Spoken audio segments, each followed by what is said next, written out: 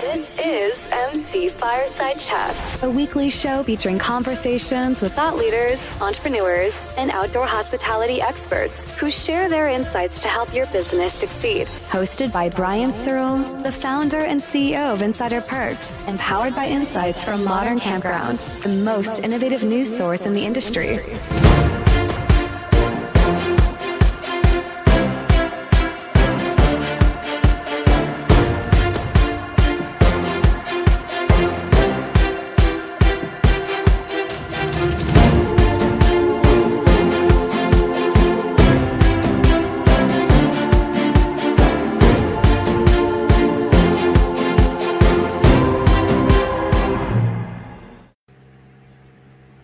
Great. Well, welcome to MC Fireside Chats. I am not Searl, neither as handsome or as old as he.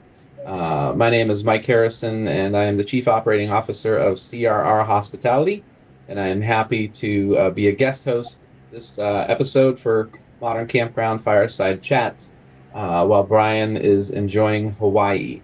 And I think his entire team will be in agreement with me. I'm so impressed how quiet he has been on email and text. So he must really be enjoying the islands. So first, I just want to make sure before I forget that we acknowledge this week's sponsor, which is Horizon Outdoor Hospitality. And as you can see, they're elevating assets in the outdoor hospitality industry, and they are a third-party management company. So thank you, Horizon, for sponsoring this week's episode. We appreciate that. And I'd like to welcome this week's guest. So if you wouldn't mind, each of you just take a minute to kind of go around, tell us who you are and what you do and where you are. So we'll go in my order. I don't know if your camera says the same thing, but I got Zach, who's up first. I'm Zach Stoltenberg. I'm an architect that specializes in outdoor hospitality. I'm the director of the Outdoor Hospitality Studio for Clockwork Architecture in Kansas City.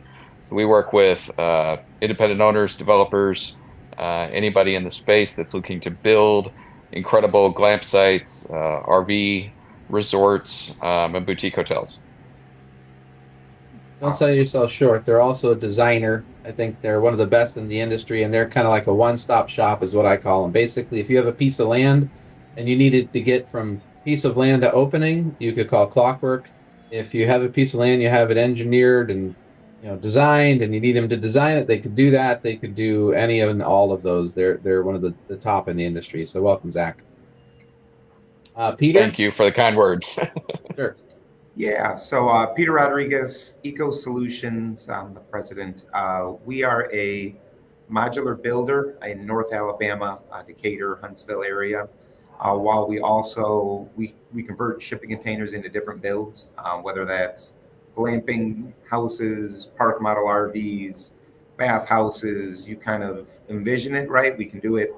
We also have a glamping site that we operate out of North Alabama, right outside of Athens, Alabama, called the Eco Outpost. And it is at an RV park that we've partnered with called Poplar Point Resort. So.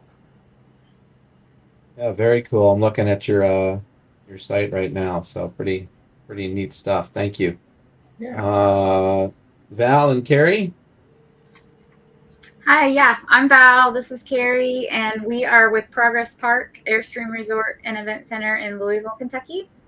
And we are a glamping venue. We have 8 Airstreams, 2 houses and a bunkhouse. So we do a mix of glamping and special events. We're going to come back to you in a moment. But welcome to the show. And last but not least, the trunk man himself, Matt. Well, and I'm loving this because it's like Kentucky, Alabama. I'm feeling right at home here in Tennessee. So this works. So it's all SEC country. Yeah. My name is Matt Bragstad.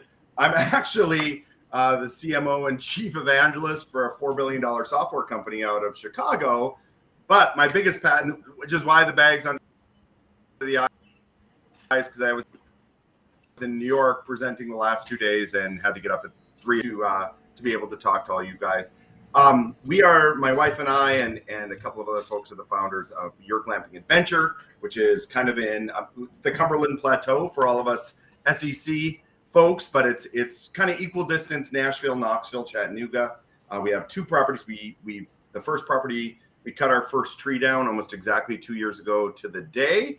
And the second property we opened 6 days ago. So we are in the midst of turning both those operational. And it's exciting times at Your Glamping Adventure here, guys. Oh, that's awesome. And congrats on the recent opening, as well as happy birthday. And we're not all in SEC country. Zach's in the middle of the country in Kansas City. And I'm not as far west as you can go, but I'm in Phoenix. So our camera kind of looks like that on a map, right? I'm over here, then there's Zach. It kind of works. We need Val and Peter to flip, and then we're good. Yeah, SEC. So are you all passionate? Peter, you an Alabama fan, and so I'm a little unique in that we manufacture and we are kind of operating out of Alabama. I actually live in Michigan, and then our corporate headquarters is actually in Fishers, Indiana, right outside of Indianapolis. So sure, okay. Our company itself kind of operates all over the place. So that's a no. Yeah, that's a no. I lived down in Alabama long enough to be a Bama fan, so you're probably Big Blue, I'm guessing. Depends on the week, right? Yeah. Are you an Alabama fan with the trunk down, the elephant down on the bottom, Matt, or is that just absolutely not? Although I grew up in Minnesota, so I was cheering for the Timberwolves 4 days ago there against your Phoenix Suns, there, my friend. So I'm still mostly Minnesota teams, but definitely when you are in our area, you cheer against the Crimson and White, and you cheer for Big Orange, at least in that part of Middle Tennessee. They're not my Phoenix Suns. I'm a Celtics fan. I grew up in Boston, so they're not my Phoenix Suns. This is the best. Yeah, but I'd love to go to Val and Karey. We were talking a little bit before the show kicked off about the Kentucky Derby. And so I'd love to, if you wouldn't mind, just taking a couple moments to describe what that week looked like, both local from a tourism standpoint, but also at your property and how you handled it and what kind of special events you did, especially from a glamping experience. It'd be great for us to hear that. Yeah. Okay. Well, so we usually do like a 3-night minimum for Derby. So because people come in pretty early, it's kind of like a bucket list item for most people that are, coming to Louisville. So, and it's something they've been planning for a year or two ahead of time because it can get quite expensive. So it's a full experience. They're coming in Wednesday, Tuesday, Thursday of that week, and then they're staying pretty much all the way through Monday or even checking out on Sunday. But they're wanting to experience all the things. So they might come in and they might do the track a couple days. They're going to hit some bourbon distilleries. They're going to see some things around town. So it's pretty cool, and they're coming to glamp on the property with us. And so, we get to meet these people from all over and kind of help them experience Louisville for the first time. So it's pretty neat. The event, so we purchased this property 7 years ago. Mm-hmm. It's two couples that own it. So it's my husband, Nick, and I, and Mike and Val. And Val's husband, Mike, is he has a home remodeling company. I mean, essentially, he's a general contractor. So he runs that business full time. And then my husband, Nick, is a landscaper. He has a landscaping business. So they are very much involved with the business, too. And so we've just finished this new event space that Mike's crew essentially built, and so there's just been a lot of celebrating, honestly, these last we had a Derby party on Derby night. It was actually a guy's 60th birthday. Yeah. So that was it was our second event in the space, but that was pretty cool to kick off Derby week kick off our building really on Derby week. So it was pretty special. He had guests in from Australia and Canada and all these a people. 5-piece band and it was all neat. kinds of cool stuff. Yeah. And then we had the Kentucky Derby the weekend before that, which was 20 plus distillers, and we were raising money for Parkinson's, which is another thing we're involved with. But yeah, I mean, it's just been it's been a good energy. Weeks. Yeah. So yeah, and I appreciate you sharing. And CRR we own and operate, but we also do third party and consulting. And the first thing I hear you say, and I almost turn my ears off after, is you only do a 3-night minimum. And I go, why not a 4 or a 5 or even a 6? I Well, couldn't help myself. yeah. I mean, and hey, we're open to it. Derby is like one weekend that we do a 3-night, for that. And I mean, people are booking a year ahead of time, That's why it's got to be I think 4, 5, or 6. Yeah, and I think we could Do the whole month. Let's get you more money. Let's let's start with 5 nights. That's what I recommend, and Okay. we'll see how quickly you can book those up. But tell me about I can see you guys are apparently, it looks like you're sitting in one of your Airstreams now, right? Yeah. Yeah, that's awesome. So tell me kind of what different, what made you decide which types of options, and different products to put in your park. And are you looking to Like the expand types at of different times? Airstream. Mhm. Yeah. So it basically started with my husband Mike and I owned a 1967 Bambi, which was like 4 square feet. Like literally, it's like a giant bed. And so we had that, and he'd gotten the bug of remodeling something that was mobile and not, a house. And then we bought this property, and we honestly didn't know what we were going to do with this property. Karey and I were lots of tears, not knowing what the heck was going to happen. And we just started they had a camper, so we just started camping here. And that's when the wheels started turning. And honestly, it became something where we had like a fascination with Airstreams themselves and kind of had grown a passion for that. So just started seeking out places where we could source some and gut them and remodel them, because he had that skill. And from there, we started realizing it would be really cool to try to have one from each decade that they were created. And we're close to having all, I think it's 10 decades that they were made. The one we're in now is like our newest one. It's like 2022, which we had never done before. So once we had acquired a couple of them, we had a 60s, and I think our second one was Grace, which was a 70s, not by design. They just happened to be back to back, and that kind of lit a light bulb. Like, well, we should try to get an 80s one. We have a Square Stream, there were only like 300 of them made or something. So that was kind of cool, because those just don't exist anymore. Mm-hmm.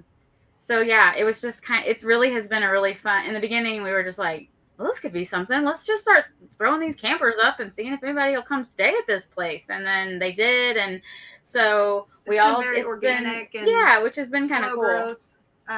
The property was basically, it's 12 acres, and it was overgrown, garbage. There was a 2-acre pond here that was just pretty nasty. And so it was just like, it's been a labor of love completely. Yeah. And we had it, like Val said, we rented Dottie and Grace initially, and then there were the 2 homes on the property, and we gutted and remodeled those. And we just slowly started adding to the property and added a hiking trail, and, had Fish and Wildlife come out and check out the water and tell us how to take better care of it. We fixed the dam. We put aerators in. We started having the water checked regularly to make sure that it was healthy. And we started adding beaches. We have 5 beaches, and on every beach, there's canoes, kayaks, and paddleboards. So when you stay with us, you get assigned to a beach with other, people staying on the property. Or if you're renting 3 Airstreams, we make sure that you all get to stay together. And it worked really well during the COVID craziness, mm-hmm. because we were able to social distance and spread people out. And then we built out another cluster of Airstreams during that time. And so in the big grand plan, we always kind of dreamt about having this event space, and it happened a lot sooner, to be honest, than we thought. We were managing all the events out of this event tent for like 3 years. We were doing weddings, and it was labor intensive and stressful. And so we're finally like almost at the point where we're not going to build anymore. We're going to maybe add a few more Airstreams, but like the large projects, I think. So now it's like looking ahead into 2025, like, okay, what's it going to look to just operate? You know what I mean? Yeah. And just enhance the experience. Yeah. Continue to just enhance the experience, mm-hmm. Just evaluate all things. So, but we've been very much in a growth phase. Mm-hmm. Great. And drive more revenue. 5-night minimum. Yes. And so when did you guys purchase? 2017. Yeah. Yeah. You've now had it for 7 years. So maybe walk mm-hmm. us through, because, there are a lot of people, I'm an instructor for the American Glamping University. and it's designed and geared towards folks who are looking to get into the glamping industry. Some people who have business experience, some don't. Some have development experience, some don't. But it's a very in-depth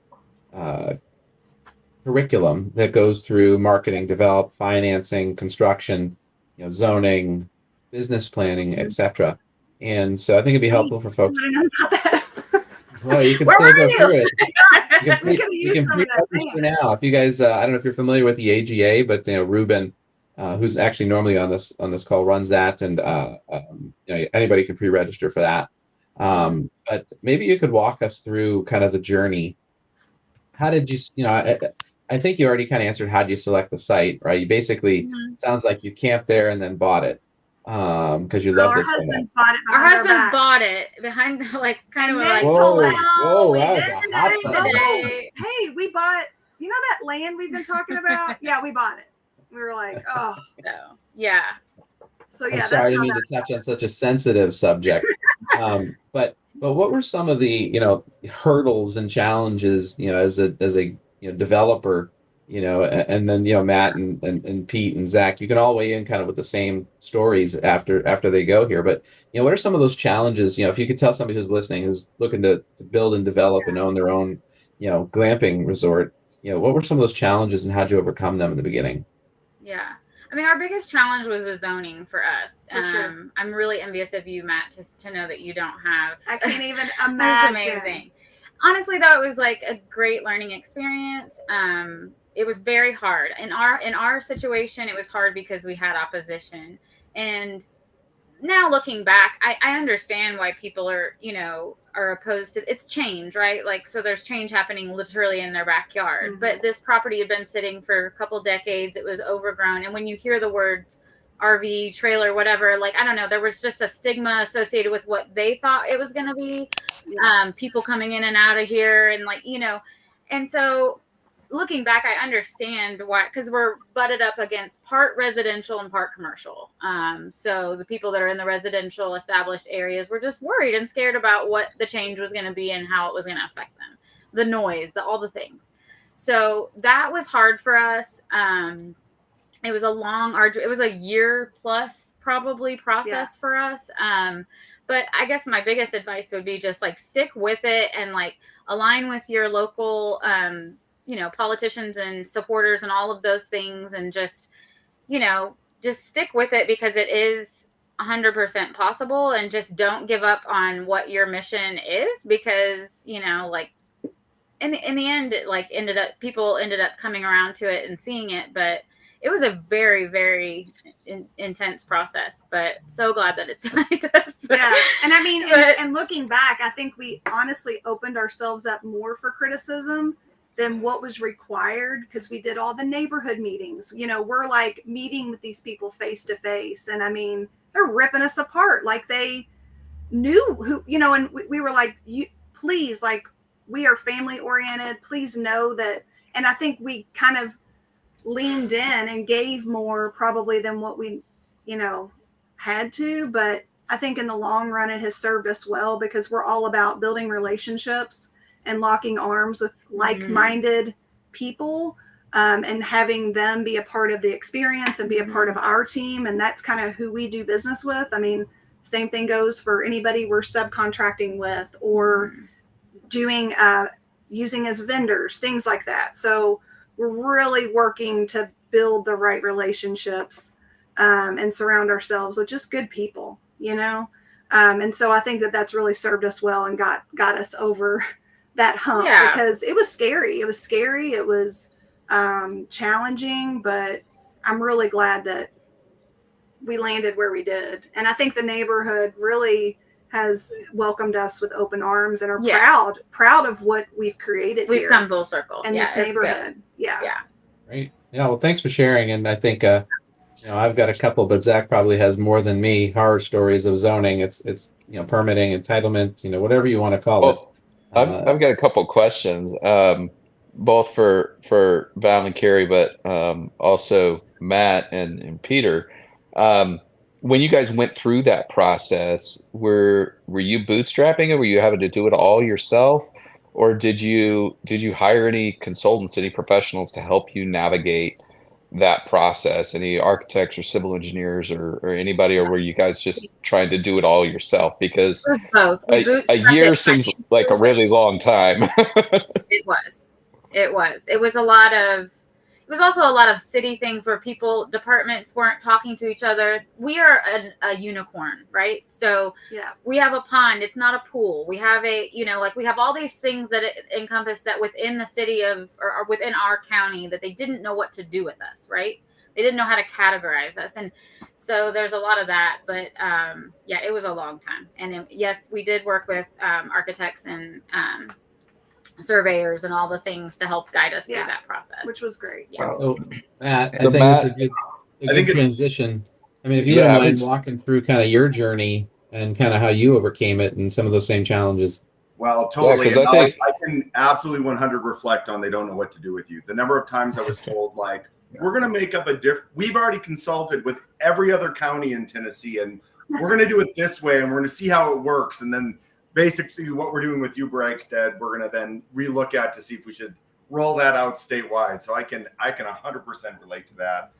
Yeah. So we cut our first tree down. We'd owned the property 6-8 months. My wife's a real estate agent here in Tennessee. We have a notorious habit of buying properties that she loves, and then I had to figure out how to pay for them. So I was like, maybe we should put some rentals on these so I can pay for my wife's real estate addiction.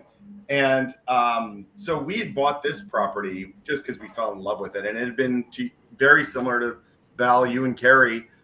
It had been just abused. The fields, you could kind of tell where they were 10 years ago, and it was just a lot of abuse.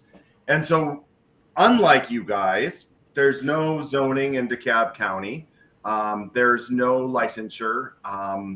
And I just spent a lot of time working directly with my electrical inspector or my septic team or the county or the assessor. The assessor in my world was huge because he has now parceled off just this tiniest little area around every one of our domes.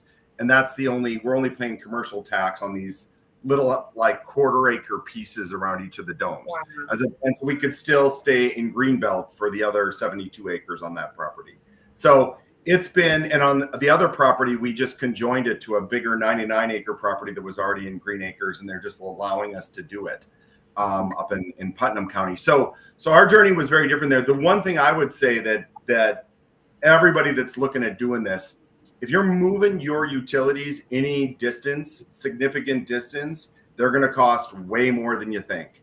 And especially if you're trying to do combinations of above ground and below ground for your internet and your power, if you're on city water, that's a game. So one of the things I would say is you got to get really smart on that really early on. And that would have been probably our biggest aha. And thank goodness we got really smart on it, because now everything else we built have come off this main trunk that cost probably twice what I expected. And I already was planning on $100,000 for that. So for us, we got the first tree down 2 years ago. We had our first dome. We did 2 Pacific domes out of Portland. We had the first one open in October for Halloween. The second one opened for Valentine's Day. We then we're very proud members of the AGA, and so went to the AGA show 2 ago in Aurora, ran into the folks at Deward, Edward and team from EJH and the Deward tent groups, thought those looked kind of cool and kind of fun. That meeting, the woman from Fields, Eileen, said, be the party, the cocktail party that you would want to go to, when people were asking her, how did you decide on what you built? So we just keep building the house, the party that we would want to go to, my wife and I. And so as a result of that, we have 4 of those on the property. They're all very private. You can't see the other ones from there. We actually, as a result of all of that, we actually won AGA Member of the Year last year, which was an incredible honor with Ruben. And so we got to have all kinds of fun there. The first dome we built is one of the top domes in the whole world. It's been featured in Forbes and Condé Nast and all the state level tourism stuff. It's been on national. It's been in Europe. It's been featured by Airbnb 4 times, and so it's really exciting. We've now hosted, in the year and a half we've been hosting guests. We've had 1,000 people now come through, 175 5-star reviews on Airbnb, another 100 5-star reviews on Google. We have over 500 entries in our journals. And so, overall, it's been a wild success. We've hosted 46 states. So I'm saying it on this call. If you are in West Virginia, Delaware, Vermont, or New Hampshire, I can cut you a deal, because we ought to tip those off, but 14 countries as well. And so I think the biggest surprise is how wide we could draw from, because I expected Indianapolis down to Alabama, over to Atlanta, and then St. Louis. So I expected kind of that 5 hours around Nashville, and that has not been the case at all. We've had people fly in from France to spend a week in our domes and look at the waterfalls. That was the other thing. We're on a lake that is one of the top boating lakes in this part of Tennessee. I expected people to be dragging their boats there and spending a week, and then docking their boats at one of the marinas. And we've had one boat in a year and a half, but the waterfalls is what everyone's there for. So the part of Tennessee we're in is really known for the waterfalls. There's, I think, a dozen ranked in the top 150 in the country, and that's what people come for. And those are the two, I would say, biggest surprises, is how far people are willing to come. We have somebody that has booked out 3 years now. They fly in from Philadelphia every year for Thanksgiving, stay in the same zone and then same dome, and then fly out at the end of Thanksgiving. We're the only reason why they come to Tennessee, while us in much better weather than in Philadelphia in the end of November. It's spectacular weather in Tennessee that time of year. So I would say that for us it kind of wraps it up. There's a lot of different ways we could go, but I would say the friendships we've made. We are now sitting as board members of the tourism board of the Upper Cumberland. We're sitting as members as the tourism board of both DeKalb and Putnam County. So they are constantly bringing us. We've been featured on PBS. That all came from those relationships, and it's made it really, really fun, because similar, Val, to what you and Karey said, there is a lot of really hard days where this wasn't fun. And the only other piece of advice I'd give is put your business plan, dot all your I's, check that, make sure you believe it when you get into this. And then every time you look back, go back to that business plan and go, no, it is worth it. Because when I come out of this period, there's a pot of gold at the end of that rainbow, because there will be lots of hard days as a builder and then operator in this whole journey. So that's kind of us. So I took 2 things away from that. One is you probably will only ever get 49 states, because I don't think West Virginians travel out of their state. We're close though. Like we're gonna figure it out. We're close. They can drive. Number 2 is, for Thanksgiving, what I'm hearing is a 6-night minimum now for Thanksgiving. So you say that, but here's the funny thing. We were sitting at occupancies in the mid 30s. We changed to a 1 night, and we jumped to occupancies in the 80s. And it actually helps our ADR, because we make $25 out of every cleaning. So if people are flipping that dome, we don't do the cleaning. We have a company, but we make $25 out of that. So it increased our ADR by $25.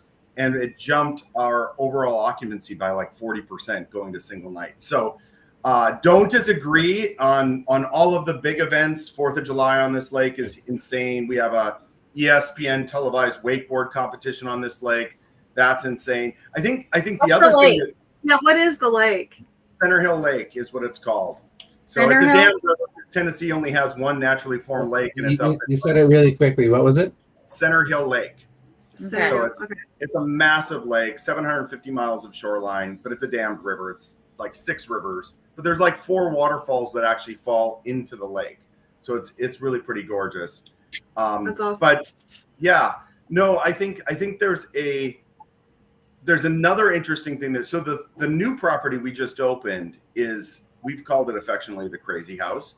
If you can imagine a Swiss chalet and an Asian pagoda had a baby that was raised by Hugh Hefner, that's the house that we bought. There's one room that had all black stucco on the inside with naked lady working fountains and red shag carpet.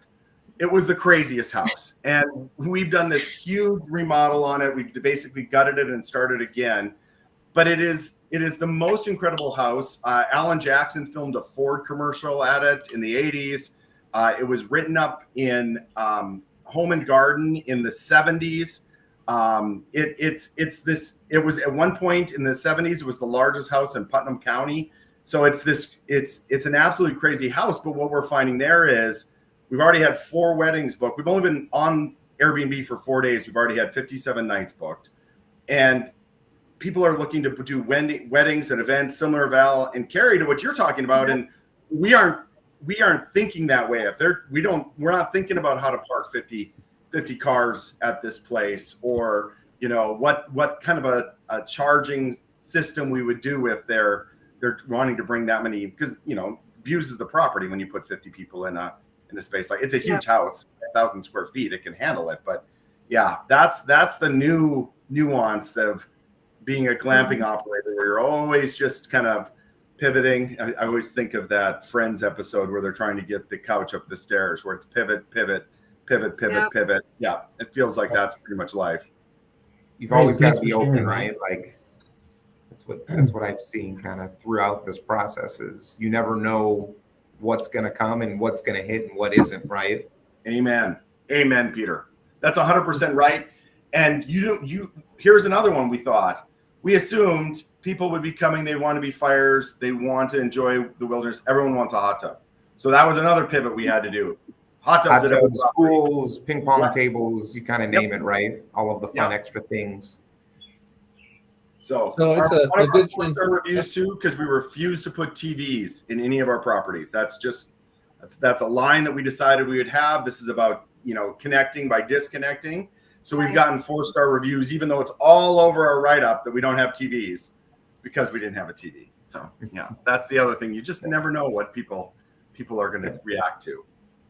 Thank you. And so we've heard from a couple owner operators, and so I think it's a good transition now to, you know, some suppliers. You know, so Peter, you know, if you wouldn't mind walking us through kind of what you do and Yeah, so we're a little bit unique in that we're a supplier of container-based structures. So we have park model RVs that are on wheels. That actually came originally from our disaster relief division, because we needed an ability to be able to do quick deployments. And then we built out the best unit, you know, aesthetically that people would like to live in and also kind of hang out in. And that brought us into this glamping world.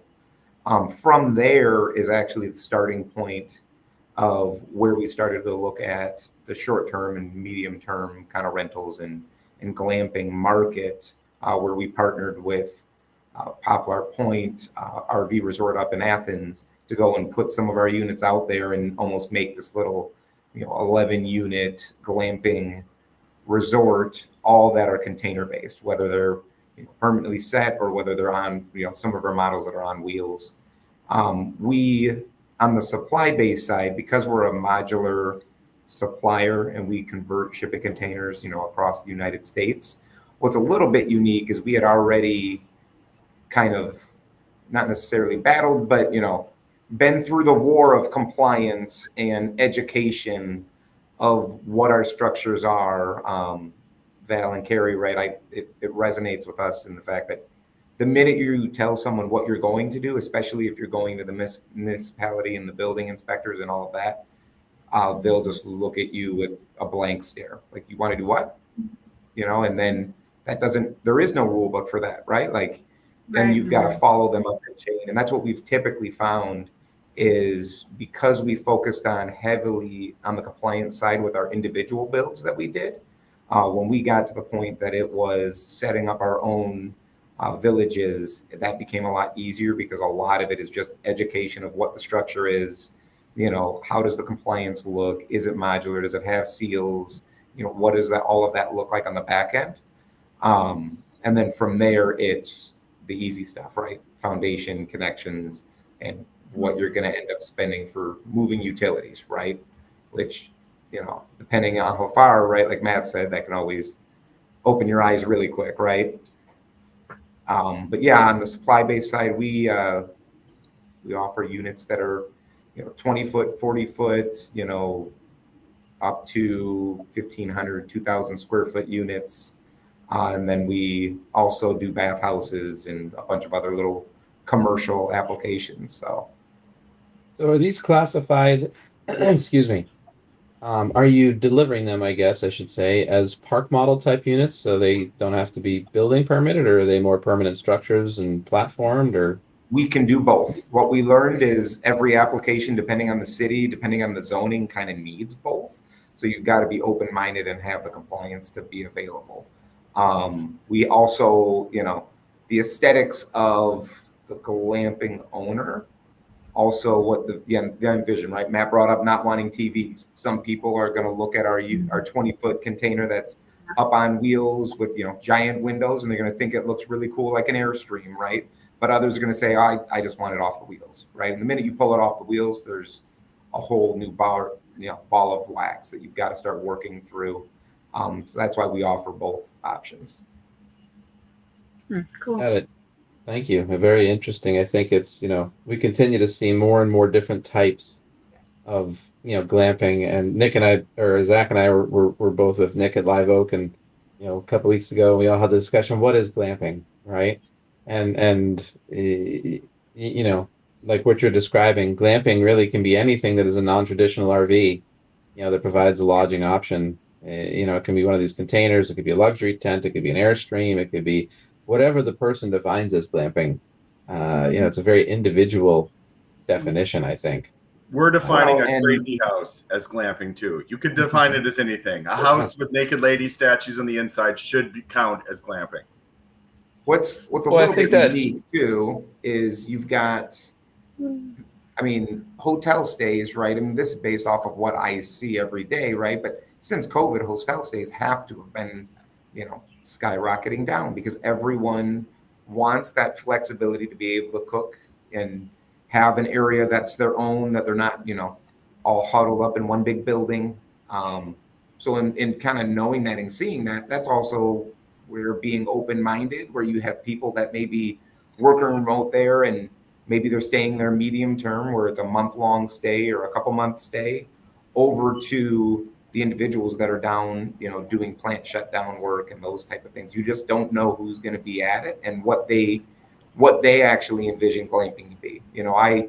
I use my wife as a perfect example where, she's not really a camper, but this is, the glamping world and all of the offerings that are out there now. It's a fancy hotel, right? It's a really unique stay. It's that cool factor, and it can be anything, right? Anything from a bamboo structure to, a big metal box. Yeah, that's why I think it's very independent. So I want to go to Zach, and I want to hear kind of some of your thoughts and opinions on some of these zoning issues. I also want to talk about your experience at the design show and kind of, your entry into the glamping world too. So, go ahead. Well, a couple of thoughts just in listening to everybody. Like Mike said, we asked that question at the Live Oak Symposium a couple of weeks ago, and I think the thing that I settled on is it's a focus on experience over accommodation. Exactly. And I think that's what sets glamping as an industry apart. Absolutely. And like Mike said, I spent last weekend out in Las Vegas at the hospitality design show. I was there with some great manufacturing partners of ours to launch a new turnkey glamping unit called the Nomad. And it's a self-contained knockdown kit, ships to your site, set price, single supplier, everything down to the furniture is included in it. And so we debuted that unit at HD, overwhelming response. I mean, we had, a lot of very important people in kind of the upper echelons of traditional hospitality at that show.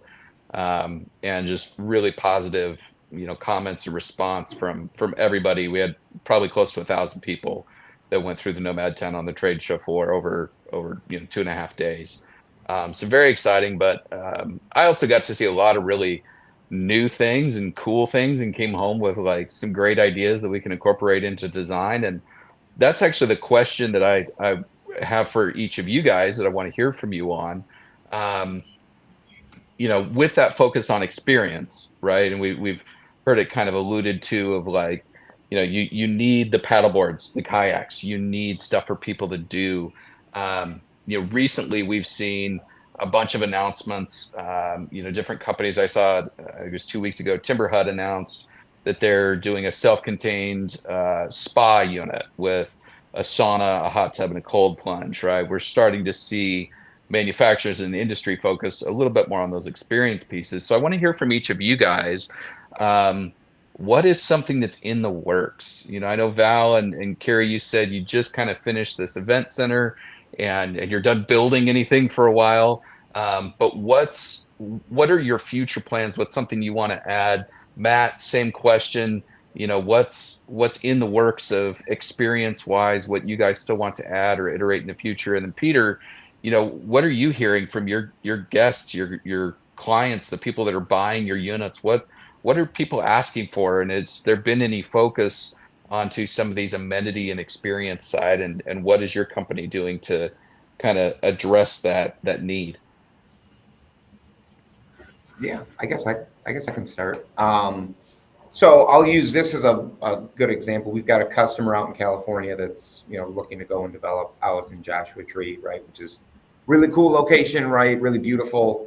And when they're talking about the amenities and some of those extra things, right, they're talking about an area to be able to go do yoga and a relaxation area, and then on top of it, we get a lot of requests for open kind of communal dining, where you've got a one set, 20-foot or 40-foot full-on kitchen that they'll be able to cook, and then you can put a deck right up on top so they can be going and looking at different areas and things.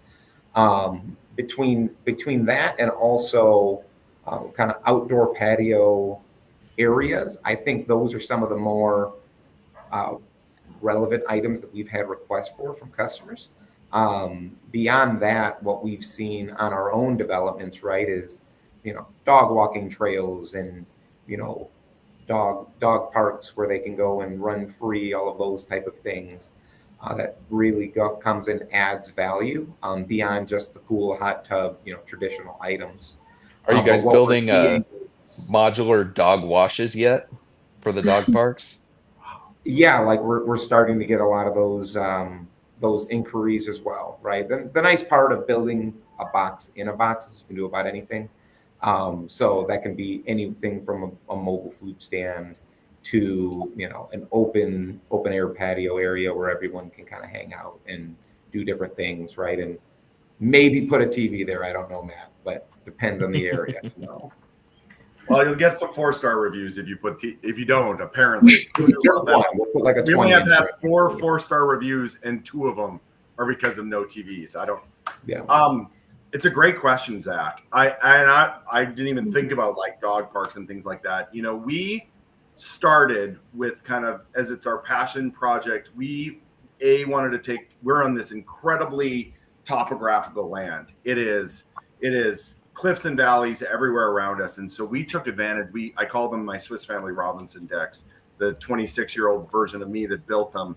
I was like, he was sick one day. I was like, yes, you can stay home today and not work, but you're going to have to watch Swiss Family Robinson from circa whatever that was, 1960 something.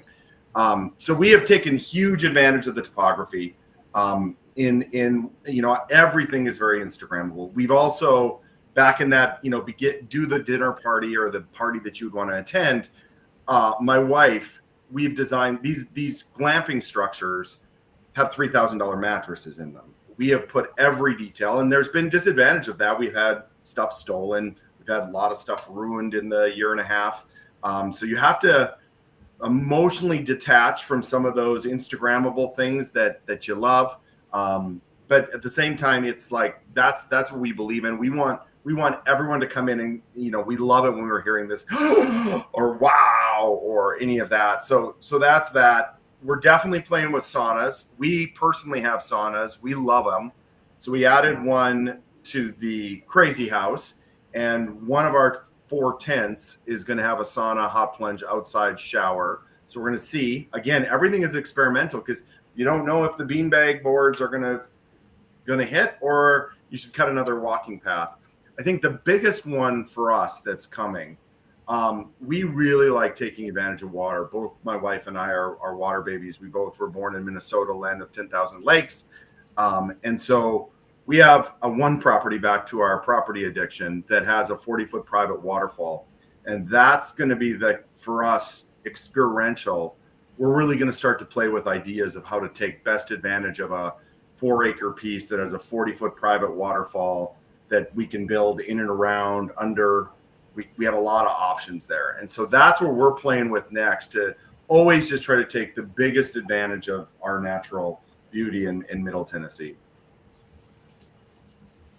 Karey and Val, I'll shut up now. I'm sorry, I get so excited. Well, it's so interesting. I would say, like, I know. we're all just. I know. I'm kind of interested to hear what you. We're all like taking like the big build is finished, and then Derby happened. So we're like this week. We're like, whew, like So we are all about the experience. All about the experience. So our whole brand is like all inclusive. So we remember what it was like to do all the kinds of camping, from tent camping to pulling an RV to all the things, and all of the headaches with little that could kids. potentially, and like all the things that pop up, and no pun intended, and just all the headaches that could potentially come.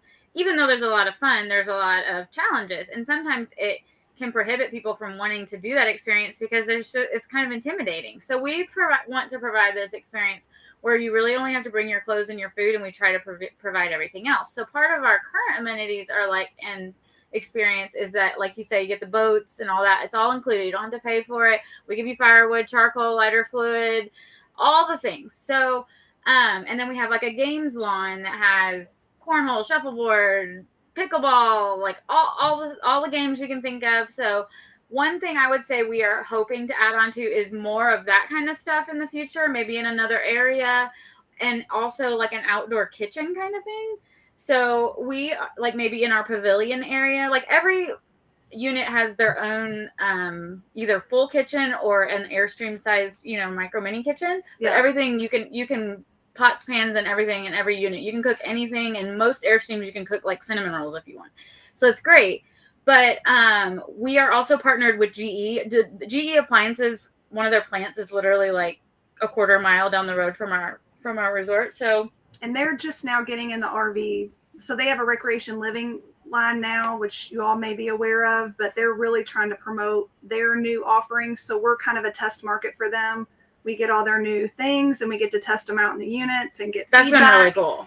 And do photo shoots, and like we're getting some e-coolers, and like there's that glamping versus camping concept that we're going to kind of do some fun spins on that with their marketing team. Mm-hmm. But so all of our units are outfitted with all GE, like new mostly stuff. all GE, and it's like, and then we envision it, and they do too, like someday having like an outdoor kitchen, as they start to evolve into more of those appliances within this new department. And so that'll be kind of cool. Like you can cook in all the units as it is, but like it would be cool to have, I don't know, a green whatever they come up with. It's like, unique to them. And the e-coolers are super cool because you can keep your popsicles and your steak. Everything can be frozen on one side and like refrigerated on the other. So I don't know. I tuned out after you said cinnamon rolls. I just didn't hear anything.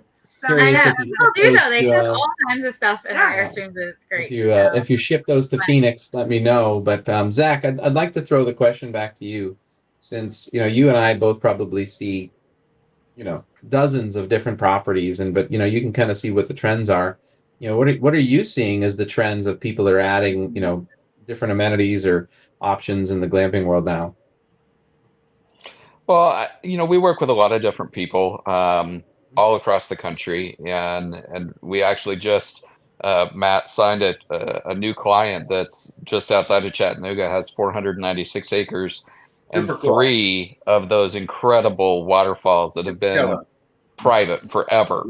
So I absolutely know it. We spent all week with them a couple of weeks ago, walking the property and mapping all the trails and everything. So it's, yes, I absolutely, I get it. And I love that you've made that your focus, because I think that's absolutely the successful way to do it there. Big trends, I would say, echo some of what was discussed. Peter brought up being pet friendly. That's a discussion we've had with a lot of different clients. I've had clients that have tried it. It really didn't work. They had lots of damage. It wasn't worth it to them. And they've just gone, no pets allowed. I've had others that are like, that's 90% of our guests have an animal. And that's a huge reason people stay with us, is that we're pet friendly. So, I've seen both sides of that, but I think a bigger focus on, and that came up at the Live Oak Symposium too, really catering to that. It's one thing to say, yeah, we're pet friendly and we'll take a, $50, $100 pet deposit. It's another thing when they check into their unit and there's a dog bed there and there's a little baggie with dog treats, and you've got merch in your store, the collapsible water balls or the little booties if you want to take your dog out hiking with you. There's a difference between, I think, being open to animals or being pet friendly and really including the pets in the experience piece, the same way you're focusing on it for the guests. So that's definitely something that we've seen as an emerging trend, is not being just pet friendly, but actually creating amenities and things for pets, both in the unit and on the property. Yeah. A second one I would say is a focus on health and wellness. You mentioned having areas for yoga, having massage studios, or having an on-site masseuse, or maybe it's contracted, somebody that comes out and provides that as a service.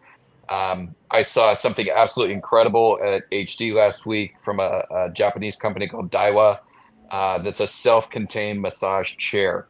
They look like kind of a giant egg. It's sort of a capsule pod that you sit down in. It's got a touch screen. And, that's been a big challenge for a lot of the owners and operators that we've worked with, have said, yeah, we want massage, we want spa, but we're not sure logistically how we're going to handle that. Like, is that staff, is it a person? Do they have to schedule that for a specific day or time? And then we have to make sure they're available. Like, we can create the space. I can build a tent or deck or platform, but the staffing side has continued to be a challenge. And so, I saw these as like, this is something you buy, you plug in, it's turnkey. People can come down and use it anytime. And I spent about 20 minutes in one of those chairs. It was very difficult to get up. Like, I just wanted to sit there the rest of the show. It was awesome. So I think, a focus on health and wellness. We've seen soaker tubs, thunder rooms, rain rooms, massage suites, saunas, all of that. I think that's going to, it's been emerging, but I think it's going to become more of an expectation as sort of the guest expectations continue to rise industry wide. I think that's something that more and more sites are focusing on and going to roll out. The last one is the last thing you guys hit on, the outdoor kitchens, outdoor spaces. Saw another really cool vendor at HD that had this really awesome, like completely self-contained modular little outdoor kitchen unit. It's all antique. It's got a hard lid that, the thing closes up. It's completely watertight, but you hit a button and the lid raises up, and there's a TV. Sorry, Matt. There's a TV that, can rotate 360 degrees. The other piece lifts off and becomes an extended workstation, a bar top. There's a sink. There's room for a grill. All the lighting, everything is included. They had them with umbrellas. Turnkey outdoor kitchen unit for about $5,000. And so, I think as more operators get past that initial, like, okay, we built 8 units. We've got 10, 12 Airstreams. Now we want to focus on experience.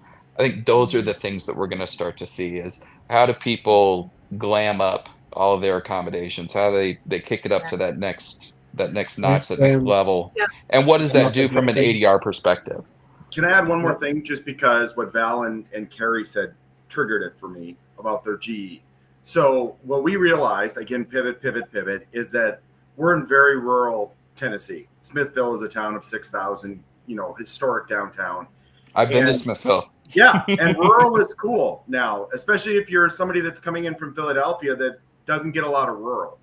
And so we started partnering and putting on our site everything from the florist will drop flowers off. You can buy floral packages that are waiting in the domes. The local butchers will drop off meat packages similar, Val and Karey, to what you were talking about. We have one of the beekeepers locally. They'll put their stuff. All of these very local goods now are on our website. We make literally thousands of dollars every year or every month out of this $5, $10 per gift. And these are local people that will drop that stuff off. People are here for a week. They can send their laundry into a local that somebody will show up, grab their laundry, take it into town, do it and then drop it off the next day.